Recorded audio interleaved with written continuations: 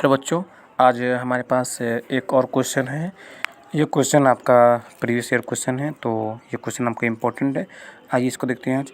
तो क्वेश्चन कह रहा है कि 1 सेंटीमीटर व्यास वाली 8 सेंटीमीटर लंबी तांबी की एक छड़ को एक समान मोटाई वाले 18 मीटर लंबे एक तार के रूप में खींचा जाता है, तो तार की मोटाई ज्ञात करना है।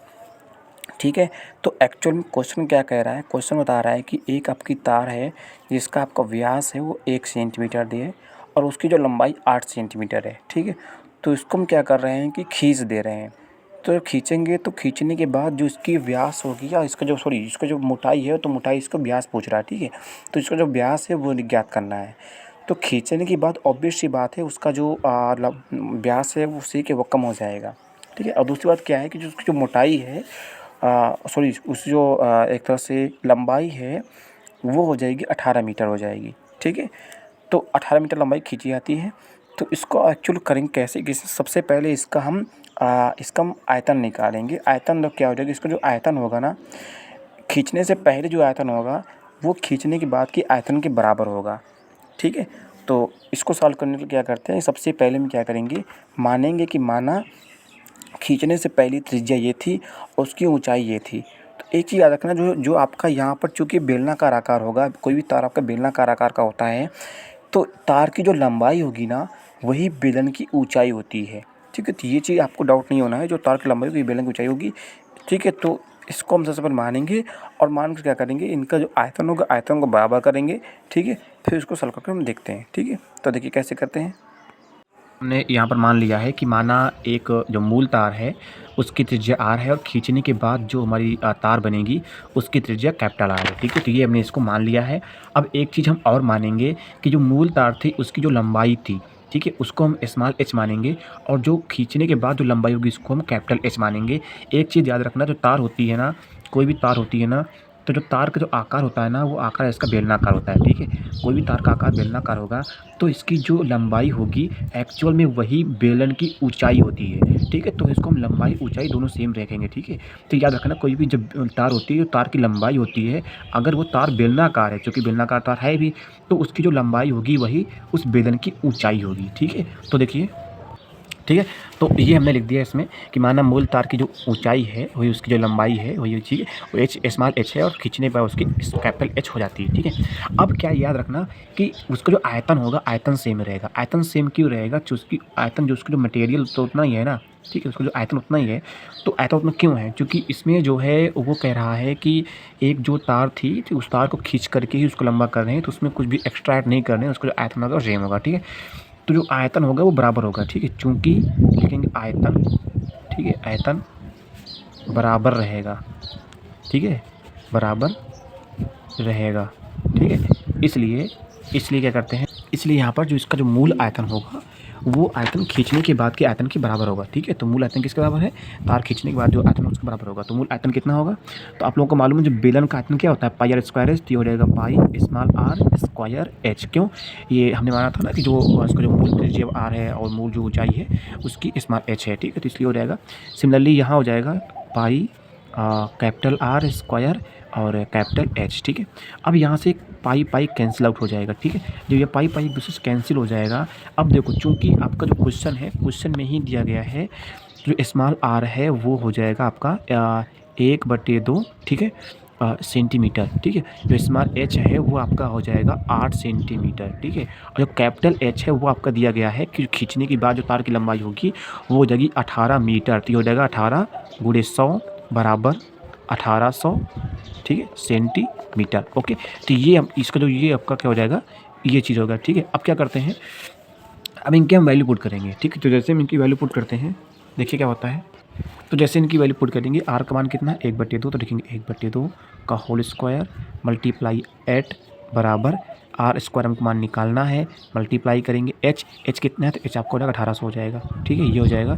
तो आर स्क्वायर बराबर निकालेंगे तो ये हो जाएगा आपका 8/, ठीक है, ये हो जाएगा 4 × 1800। ठीक है, ये हो जाएगा 4 से काटेंगे 2 और 2 से काटेगा ये 9। ठीक है, तो ये हो जाएगा 900। तो ये हो जाएगा आर स्क्वायर बराबर हो जाएगा 1/900। ठीक है, तो एक्चुअल में जो आर निकलेगा कितना निकलेगा, इसका वर्गमूल करेंगे 1/900 का। आप लोग जानते हैं 1/900 का वर्गमूल कितना होता है, कैसे होता है, कैसे होता है, एक चीज़ और देख लीजिए, ठीक है, कोई बात नहीं। तो 1/30 गुणे 1/30 ऐसे लिख सकते हैं 1/9 को। और वर्गमूल क्या होता है, वर्गमूल मतलब होता है कि जो 2 होते हैं उनमें से 1 बचता है, ठीक है। तो जो आर कितना हो जाएगा, आर बराबर हो जाएगा 1/30 सेंटीमीटर, ठीक है। ये क्या हो जाएगी, इसकी त्रिज्या हो जाएगी, ठीक है। इसकी त्रिज्या इतनी आ गई।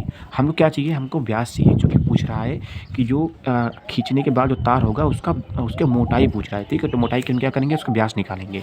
तो देखिए व्यास कैसे निकालेंगे, ठीक है। तो हमने यहाँ पर लिख दिया, अच्छा वांछित मोटाई, वांछित होता है डिजायर, ठीक है, जो हमको वैल्यू चाहिए। मोटाई जो है ये व्यास है, तो ये क्या हो जाएगा, ये हो जाएगा, ठीक है, 2r, ओके। तो अब r कितना, r है 1/30, तो ये हो जाएगा 2/30 कर देंगे, तो ये हो जाएगा 1/15, ठीक है। इसको सॉल्व करेंगे तो कितना आ जाएगा, ठीक है। तो जो आपका मोटाई हो जाएगी, व्यास बोल सकते हैं, ठीक है, कैपिटल डी कर सकते हैं, तो ये हो जाएगा 0.066 सेंटीमीटर, ठीक है। तो अगर इसको मिलना चाहिए, इसको ऐसे लिख सकते हैं, जी बराबर 0.66 मिलीमीटर, ठीक है, ऐसे कर सकते हैं। क्यों, क्योंकि जो 1 मिलीमीटर होता है वो किसके बराबर होता है, 1 मिलीमीटर बराबर 1/10 सेंटीमीटर, आपको मालूम होगा 1 सेंटीमीटर होता है 10 मिलीमीटर की, ठीक है। तो इसको ऐसे कर सकते हैं, तो ये आपका क्या आंसर हो जाएगा, ठीक है। चलिए नेक्स्ट क्वेश्चन देखते हैं। आई होप ये क्वेश्चन आपको समझ में आया होगा। कुछ नहीं करना है, इसमें आपको मान लेना है कि जो खींचने के पहले त्रिज्या थी आर, उसकी ऊंचाई थी स्मॉल एच, खींचने के बाद जो त्रिज्या कैपिटल आर हो जाएगी, ऊंचाई कैपिटल एच हो जाएगी। आयतन से चेंज नहीं होगा, तो दोनों का आयतन बराबर कर देंगे, ठीक है। यहाँ से हम वैल्यू पुट करेंगे और वैल्यू निकाल लेंगे, ठीक है। उसमें पूछ रहा है कि मोटाई मतलब तार का व्यास पूछ रहा है, तो व्यास के लिए क्या करेंगे, जो त्रिज्या निकलेगी उसमें हम 2 से गुणा कर देंगे, उसके हम व्यास निकाल लेंगे, ठीक है। तो अब हम यहाँ पर नेक्स्ट क्वेश्चन करने वाले हैं। जो नेक्स्ट क्वेश्चन है ये आपका बोल रहा है कि पहले n पदों का योग 1/2 है, ठीक है। 1/2 ब्रैकेट में 3n² + 5n हो है। तो यहाँ पर आपका nवां पद व 20वां पद निकालना है, ठीक है। तो जब कभी भी ऐसा क्वेश्चन होता है तो इसके लिए क्या करते हैं, सबसे पहले इसका हम एसएन निकालेंगे, ठीक। n पदों योग देखेंगे क्या लिखा हुआ है, फिर इसमें क्या एसएन पद हो दिया गया है और s-1 निकालेंगे, फिर को जो सब्ट्रैक्ट करेंगे फिर आगे सॉल्व कर देखिए कैसे करते हैं। देखिए इसमें आपका दिया है n पदों का योग, मतलब एसएन आपका दिया गया है, ये आपका दिया गया है 1/2 ब्रैकेट में 3n² प्लस का 5n, ठीक है, ये दिया है। कोई भी आपको एक चीज़ और बता दूं जो आपका इम्पोर्टेंट क्या है, कि कोई भी आपका n पदों का योग हो और उससे अगर हम n-1 पदों का योग को माइनस करते हैं तो उससे उस श्रेणी का nवां पद हमको मिलता है। ये बात आप याद रखिएगा। अब ये कैसे हुआ इसको अभी हम बताते हैं आपको कैसे हुआ। देखिए मान लेते हैं कोई अगर समांतर श्रेणी आपकी दी गई है, कोई समांतर श्रेणी मान लेते हैं कि वो आपका दिया गया है। मान लेते हैं कि एक समांतर श्रेणी, आपको समांतर श्रेणी के जो n पदों का योग दिया गया है वो कुछ ऐसे आपको मान लो दिया जाए, ठीक है।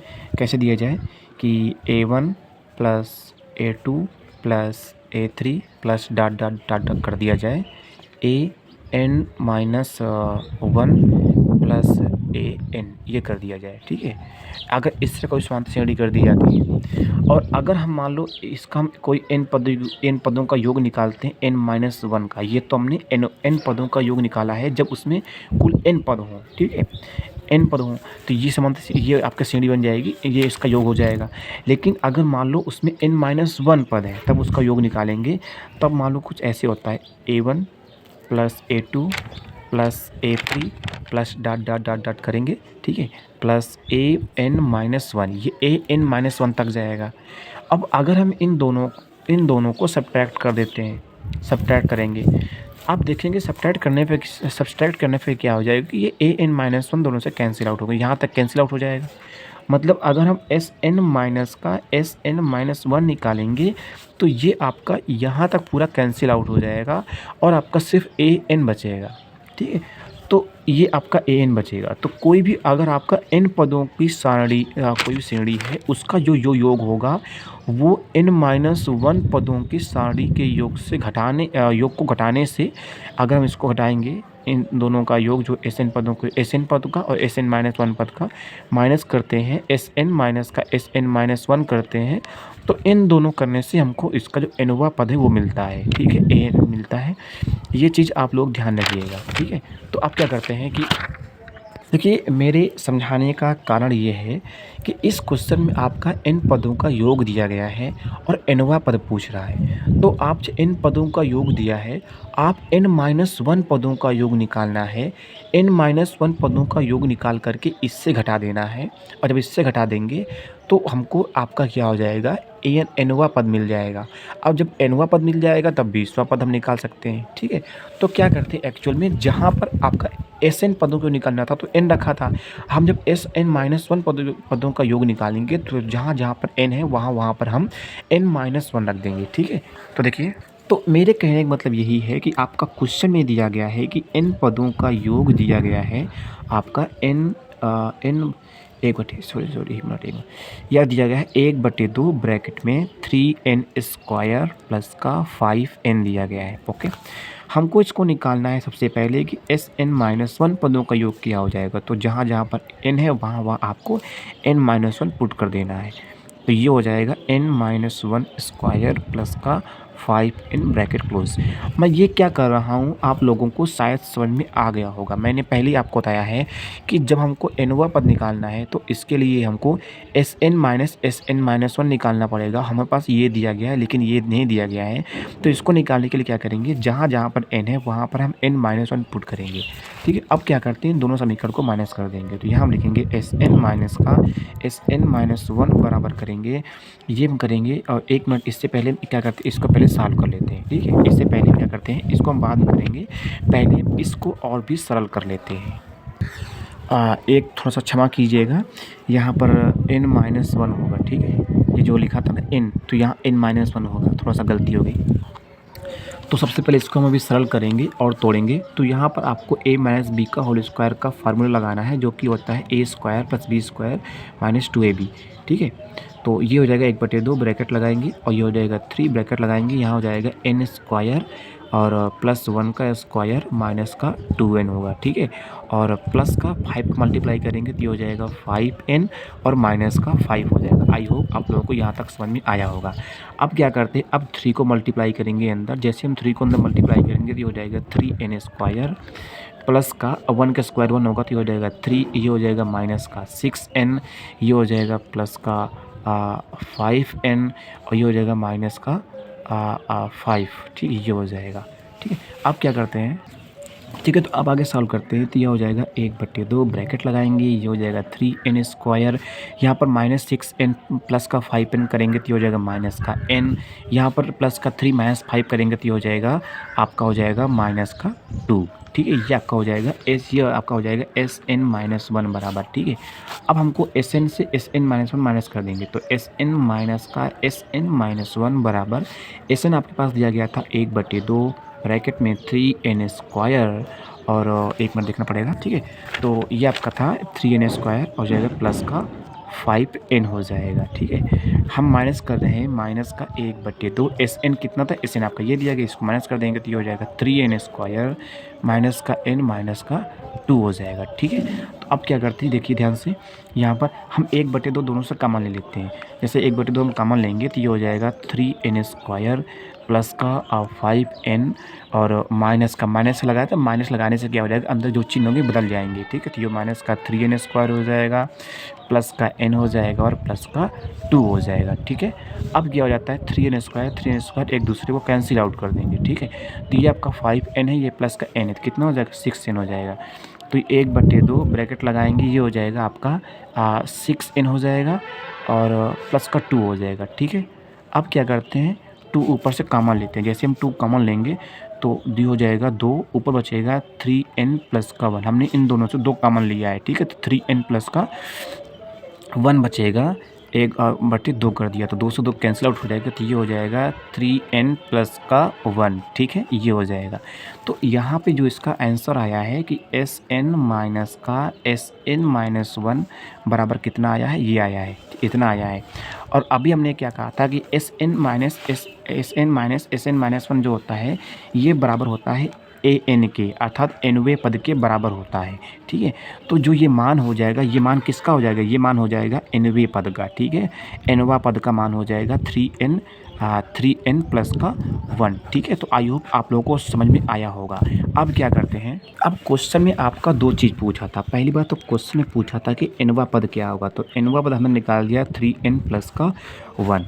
अब क्वेश्चन में पूछा है कि 20वां पद क्या होगा। ठीक है, तो 20वां पद निकालने के लिए आप क्या करेंगे कि an में जहाँ पर n है वहाँ पर 20 रख देंगे। तो 20वां पद निकालने के लिए हो जाएगा 3 गुणे 20 प्लस का 1, ये हो जाएगा 60 प्लस का 1 बराबर 61 आ जाएगा। ठीक है, तो जो इसका 20वां पद आया है वो आपका आ गया 61। आई होप आप लोगों को समझ में आया होगा। फिर से एक बार बता देता हूँ, ध्यान से सुनिएगा। ये जो क्वेश्चन है इसमें आपका दिया गया था कि n पदों का योग इतना दिया गया है, तो यहाँ से nवां पद और 20वां पद निकालना था। हम जानते हैं कि Sn और -Sn-1 बराबर an पद होता है। ये कैसे था इसको हमने आपको सॉल्व करके भी बता दिया था। तो हमारे पास n पदों का योग दिया है, इससे हम Sn-1 पदों का योग निकाल लेंगे। Sn-1 पदों का योग निकालने के लिए क्या करते हैं, जहाँ जहाँ पर n है वहाँ पर हम n-1 रखेंगे। निकालने के बाद क्या करेंगे, Sn से Sn-1 को माइनस कर देंगे, फिर जो निकलेगा वो आपका nवां पद होगा। nवां पद निकल आएगा, तो जहाँ पर n है वहाँ पर हम 20 रख देंगे, तो वहाँ से हमको 20वां पद निकल आएगा। ऐसे इसको सॉल्व कर लेंगे। ओके, आई होप आप लोगों को समझ में आ गया होगा। ठीक है, चलिए।